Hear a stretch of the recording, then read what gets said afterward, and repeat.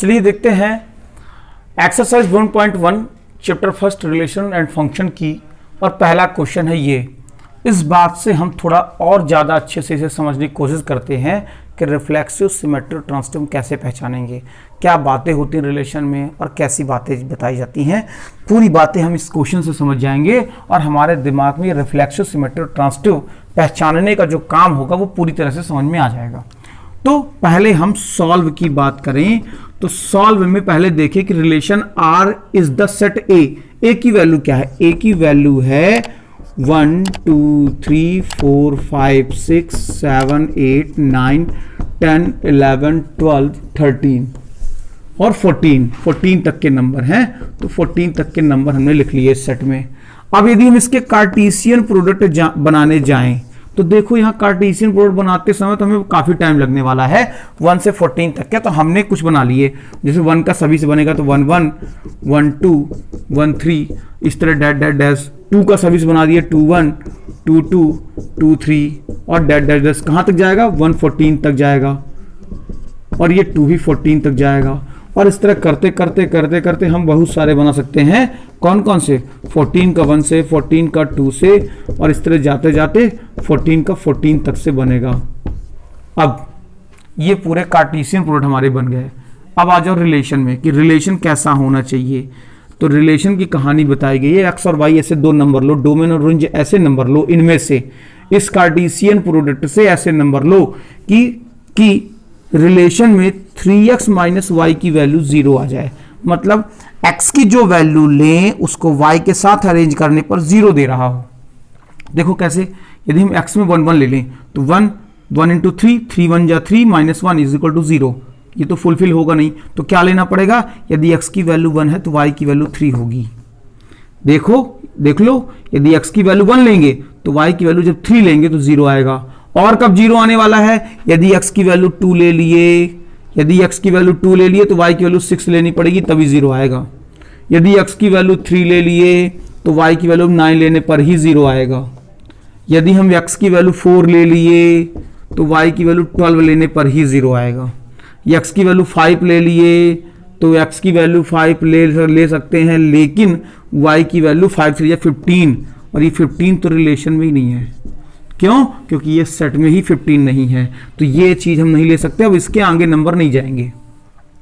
मेरी बातें ध्यान से समझें सभी लोग।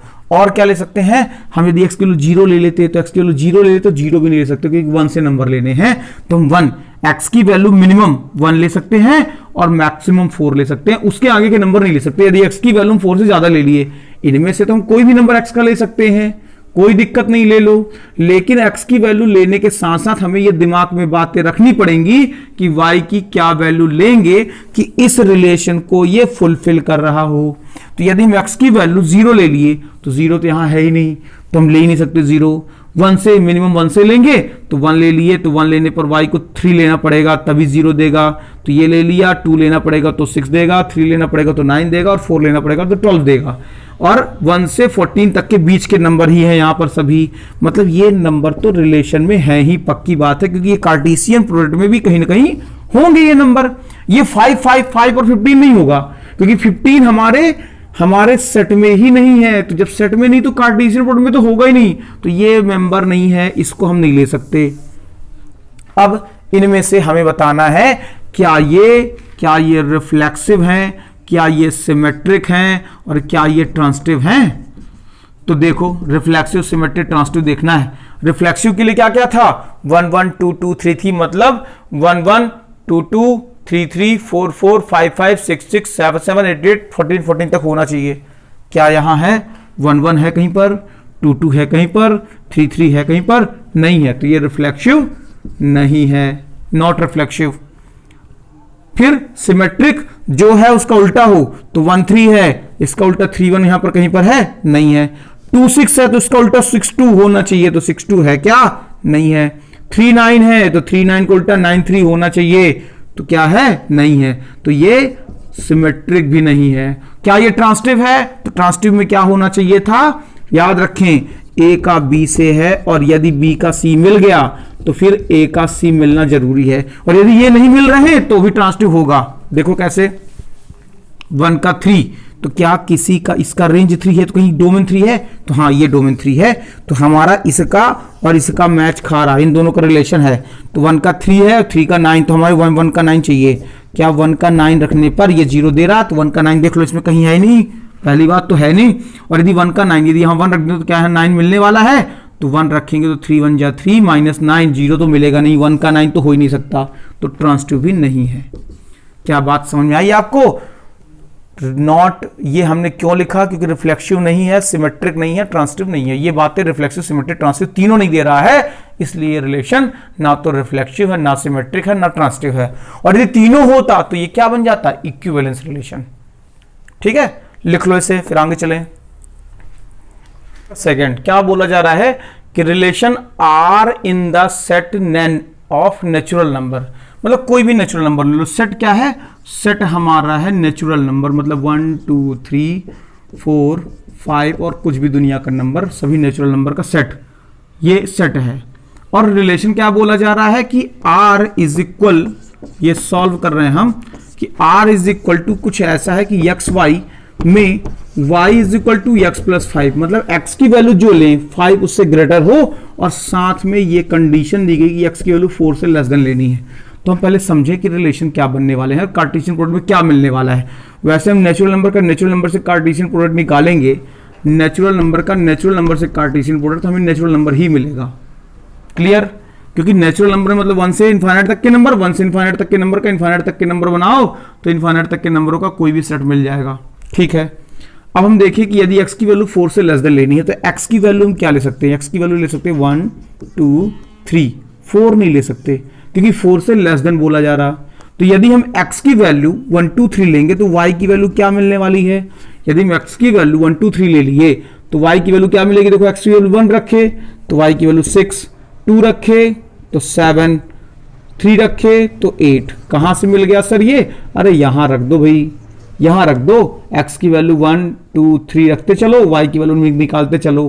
तो हमारे कार्टेशियन प्रोडक्ट क्या है, हमारे कार्टेशियन प्रोडक्ट के जो मेंबर थे वो ये थे 1 6, 2 रखने पर 7 और 3 रखने पर 8। ठीक है, ये हमारा रिलेशन है। क्या ये रिफ्लेक्सिव, सिमेट्रिक, ट्रांसटिव है, हमें चेक करना है। क्या ये रिफ्लेक्सिव, क्या ये सिमेट्रिक और क्या ये ट्रांसटिव हैं, तो हम देखते हैं क्या ये रिफ्लेक्सिव, सिमेट्रिक, ट्रांसटिव हैं।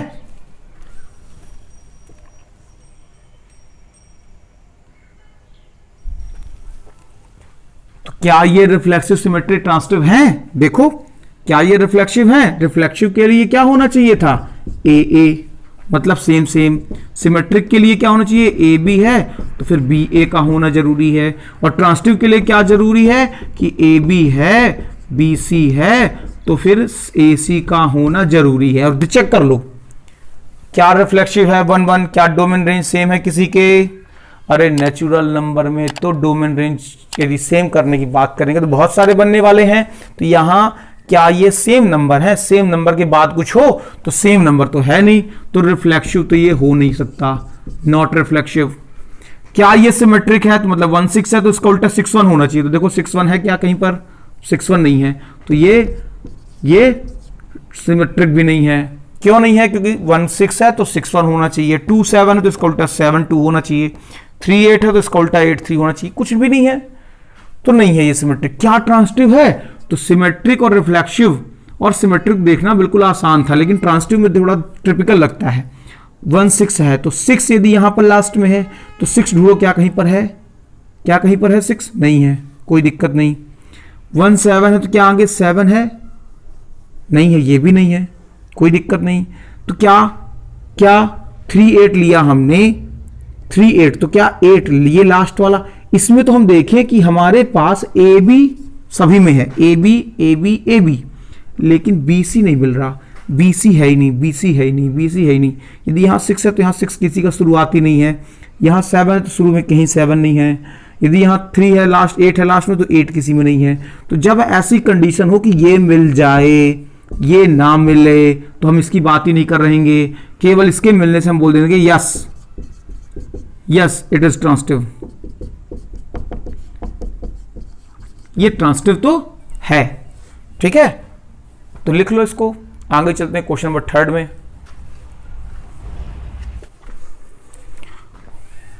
चलो देखते हैं इसका 3rd क्वेश्चन, और 3rd क्वेश्चन भी सेम वही बातें कर रहा है, सेम बातें करेंगे, सभी को समझ में प्रॉपर आ जाएगा। देखो क्या लिखा है, relation R in the set A की वैल्यू पहले लिखो, ए की वैल्यू क्या है 1 2 3 4 5 6। क्लियर। अब हमें रिलेशन निकालना है, और कैसा रिलेशन निकालना है, एक्स और वाई के बीच में। क्या है एक्स वाई के बीच में, कि Y is divisible by X. ऐसे नंबर निकालो जब वाई एक्स से डिविजिबल हो, मतलब पहला वाला ग्रुप बनाए दूसरे वाले ग्रुप के साथ डिविजिबल हो, पहला वाला ग्रुप दूसरे वाले ग्रुप के साथ डिविजिबल हो। बनाएंगे X Y, Y is divisible by X, तो वाई एक्स के साथ डिविजिबल हो। ऐसे नंबरों का ग्रुप बनाओ जहां पर वाई एक्स के साथ डिविजिबल हो। नहीं मालूम हमको क्या बनने वाला है, तो देखो समझना मेरी बात। यदि हम x और y की वैल्यू इक्वल ले ले तो सभी नंबर एक दूसरे से डिविजिबल है, यानी हम इसके यदि कार्टेशियन प्रोडक्ट बनाएं तो एक रिलेशन तो ये बनने वाला है 1 1 2 2 3 3 4 4 5 5 एंड 6 6। ये बात इसके कार्टेशियन प्रोडक्ट में तो होगी। और यदि यहां पर हम देखें कि ये इससे डिविजिबल है, ये इससे डिविजिबल, ये सभी नंबर एक दूसरे से डिविजिबल है। यदि ये x और ये y, तो y को यदि x से डिवाइड कर रहे हैं, y को यदि x से डिवाइड करें, y को यदि x से डिवाइड करें, तो 4 4 से डिवाइड, 5 5 से डिवाइड, 6 6 से, सभी नंबर डिविजिबल हैं। तो यस इट इज रिफ्लेक्सिव, ये रिफ्लेक्सिव है। इस रिलेशन में यदि हम इसके कार्टेशियन प्रोडक्ट लेते हैं तो ये रिफ्लेक्सिव है। दूसरी बात करें, क्या ये सिमेट्रिक है, तो हम सिमेट्रिक की बात करें, फॉर सिमेट्रिक, तो क्या ये सिमेट्रिक है, तो सिमेट्रिक के लिए क्या होना चाहिए, यदि x y से डिविजिबल है तो y भी x से डिविजिबल हो। तो इसका कोई भी ले लो कार्टेशियन प्रोडक्ट। सपोज दैट हमने लिखा यहां पर 2, 4, इसमें 4 तो 2 से डिविजिबल है, यस डिविजिबल है, लेकिन क्या 2 भी 4 से डिविजिबल है, तो नहीं है, ये डेसिमल देगा, और जब डेसिमल कोई नंबर देगा तो डिविजिबल नहीं माना जाएगा। डिविजिबल होने के लिए क्या जरूरी है, डिविजिबल होने के लिए जरूरी है कि ये इससे पूरा का पूरा डिवाइड हो जाए। यदि मैंने लिख दिया 3 6 से डिविजिबल है, 3, 6, तो क्या 3, 6 में 6 3 से डिविजिबल है, हाँ तो ये तो है, लेकिन क्या 3 भी 6 से डिविजिबल है, तो ये तो नहीं है। मतलब ए बी तो हमें मिल जाता है आसानी से, लेकिन बी ए नहीं मिल रहा, तो ये सिमेट्रिक नहीं है, नॉट सिमेट्रिक, सिमेट्रिक तो नहीं है ये। तो फिर ट्रांसिटिव चेक करते हैं, क्या ये ट्रांसिटिव है, क्या ये ट्रांसिटिव है, तो हम ट्रांसिटिव देखें कि ट्रांसिटिव के लिए क्या चाहिए।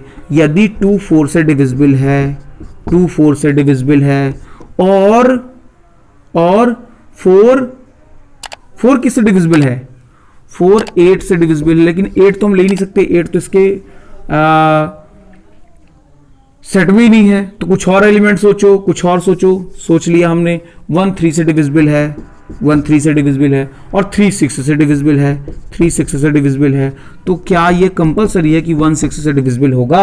चेक कर लो, अरे 3 को 1 से डिवाइड किए होता है, 6 को 3 से डिवाइड किए, हाँ होता है, तो क्या 6 को 1 से डिवाइड करेंगे, हाँ होगा। तो इस तरह तो हम देखें कि ये ट्रांसिटिव है। और कुछ देखें, जैसा ही मैंने बोला तुमको, जैसा मैंने तुमको दूसरा एग्जांपल बोला कि 2 4 से डिविजिबल है, 2 4 से डिविजिबल है, और दूसरा 4 किससे डिविजिबल, 8 से डिविजिबल सपोज हमने ले लिया, तो ये 8 तो हमारे पास है ही नहीं, ये ले नहीं सकते, केवल ये ले सकते हैं। इसके साथ और कौन सा नंबर अरेंज होगा, कोई अरेंज नहीं हो रहा। तो ट्रांसिटिव तब भी तो था, मैंने समझाया ना आपको कि यदि हमें ए बी मिले, ट्रांसिटिव की क्या डेफिनेशन थी कि ए बी मिले, फिर हमें बी सी भी मिल जाए इजिली तरीके से, और फिर तब ए सी का मिलना जरूरी है। यदि ए सी तब नहीं मिल रहा जब हमें ए बी इजिली मिल गया, बी सी इजिली मिल गया, तो फिर ए सी का मिलना जरूरी था, और ए सी तो मिल ही नहीं रहा। इस कंडीशन में 1 लेते हैं तो मिल जाएगा, कोई दिक्कत नहीं। तो यहां पर ये ट्रांसिटिव है और यहां पर भी ट्रांसिटिव होगा, क्योंकि हमें बी सी ही नहीं मिल रहा।